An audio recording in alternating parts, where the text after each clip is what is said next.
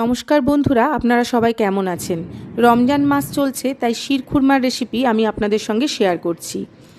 এখানে dry fruits, কাজু, কিশমিশ, খেজুর, নারকেল আর পেস্তা কুচিয়ে নিয়েছি। অন্যদিকে ছোটো এলাচ ড্রাই রোস্ট করে গুঁড়ো করে রেখেছি। এরপরে নারকেলটা আমি মিক্সিতেই গুঁড়ো করে নিয়েছিলাম। অন্যদিকে কড়াইতে আমি ঘি দিয়েছি, তার মধ্যে আমি ড্রাই ফ্রুটসগুলো সমস্তটা ভেজে নিয়েছি। এর মধ্যে আমি নারকেলটাও দিয়ে দিয়েছি আর দিয়ে দিয়েছি 1 চামচ মতো পোস্ত। এই সমস্তটা ভেজে আমি তুলে রাখবো ঘিয়ে ভেজে। আর তারপরে সেমাইটা এখানে আমি ছোট ছোট করে ভেঙে নিয়েছি, কারণ লম্বা সেমাই হলে রান্না করতে অসুবিধে হয়।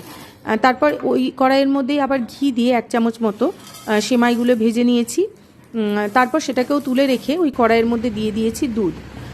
দুধ গরম হয়ে আসলে সেই দুধের মধ্যে অল্প একটু কেশর ভিজিয়ে রেখেছি আলাদাভাবে। তার মধ্যে দিয়ে দিয়েছি এরপরে ড্রাই ফ্রুটস আর দিয়ে দিয়েছি সেমাই। আর সেমাই যখন ফুটে উঠেছে তখন এর মধ্যে দিয়ে দিয়েছি স্বাদ অনুসারে চিনি। এরপরে যে এলাচের গুঁড়োটা আমি করে রেখেছিলাম সেটা এর মধ্যে মিশিয়ে দিয়েছি। আর সবশেষে দিয়ে দিয়েছি সেই কেশর ভেজানো দুধটা, যাতে কালারটা এবং গন্ধটাও বেশ সুন্দর হয়। ব্যাস তৈরি হয়ে গিয়েছে শিরখুরমা। বাড়িতে একবার এইভাবে শিরখুরমা তৈরি করে দেখবেন, আঙুল চাটতে বাধ্য হবেন। নমস্কার।